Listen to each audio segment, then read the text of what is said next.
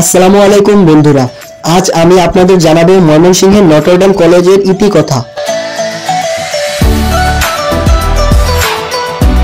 2008 খ্রিস্টাব্দ ময়মনসিংহ ধর্মপ্রদেশে ক্যাথলিক ধর্মবিশ্বাসের শতবর্ষ পূর্তি উৎসবে ময়মনসিংহ ধর্মপ্রদেশের শ্রদ্ধেয় বিশপ পল পনেন কুবি সিএসসি নতুন একটি নটরডেম কলেজ প্রতিষ্ঠার অনুরোধ করেন।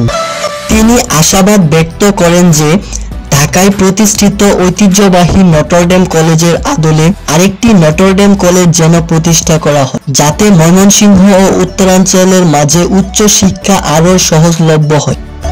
2009 খ্রিস্টাব্দ পবিত্র কোষযাজক সংগঠনের সাধারণ সভায় ময়মনসিংহ নটরডেম কলেজ প্রতিষ্ঠার সিদ্ধান্ত গ্রহণ করা হয়।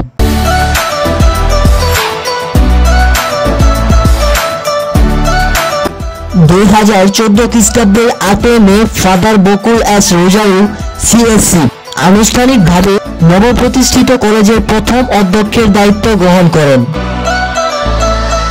1 জুলাই 2014 খ্রিস্টবর্ষে 658 জন শিক্ষার্থী এবং 18 জন শিক্ষকের বরণ অনুষ্ঠানের মধ্য দিয়ে নটরডেম কলেজ ময়মনসিংহ নতুন ইতিহাস শুরু করে। নটরডেম কলেজের লক্ষ্য হচ্ছে দেশে নটরডেম কলেজ ময়মনসিংহকে একটি আদর্শ শিক্ষা প্রতিষ্ঠান রূপে প্রতিষ্ঠা করা, যেখানে ছাত্ররা সমান সুযোগ লাভের মাধ্যমে ব্যবহারিক জ্ঞান ও দক্ষতা অর্জন করবে। ময়মনসিংহ নটরডেম কলেজে মোট 14টি ক্লাব রয়েছে।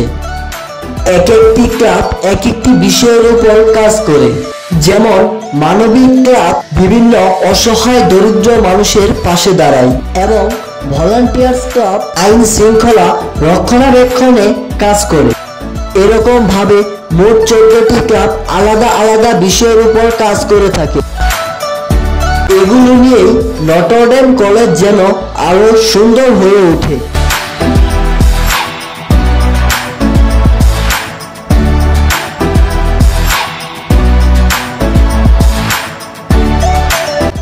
আপনারা যারা নতুন তারা অবশ্যই চ্যানেলটিকে সাবস্ক্রাইব করে আরো নতুন নতুন ভিডিও আপনাদের মাঝে দেওয়ার সুযোগ করে দেবেন।